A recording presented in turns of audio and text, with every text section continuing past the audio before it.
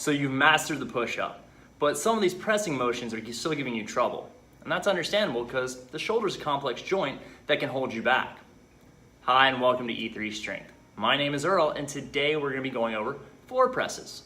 Now, floor presses are a great way to avoid the pain and issues that come along with bench press. Typically a barbell bench press, which doesn't let each arm move independently, and so if you have an imbalance in one side versus the other, it's going to show up and limit you.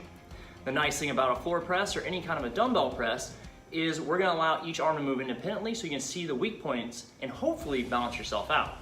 This is also a great way to work by yourself because you don't need a spotter. The floor spots you and prevents any of that anterior tilt that we talked about in the push-up. So let's go ahead and get started. This is going to take a quick second. All you're going to do, grab a pair of dumbbells and sit down with them on either side of your hips. The big goal from here, whenever you pick up or put down your dumbbells, be sure not to rotate externally. You're always going forward and backwards, kind of like a curl. So here's what it looks like. Grab your dumbbells, roll back, driving your elbows into the ground and curling back. From this position, push straight up, and you're going to start with the down and back up, completing one rep. You'll notice the grip that I use is what I call a traditional grip. It's not overhand, it's not parallel, and it's just the natural rotation that your arm has whenever you're doing any kind of motion.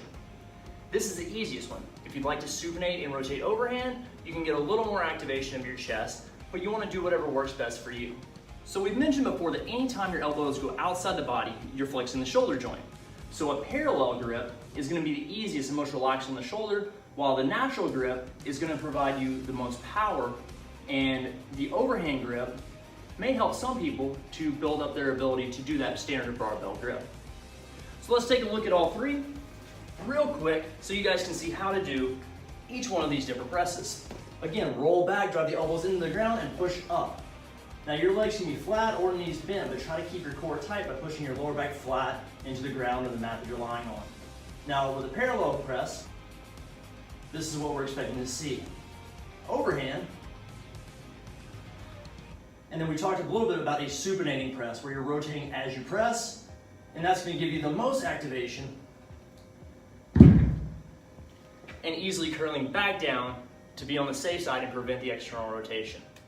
So the floor press is great. It prevents injury by spotting you with the floor and keeping a fixed range of motion. And this is great because it prevents the anterior tilt and at the same time allows you to go a little bit heavier so you can actually challenge yourself.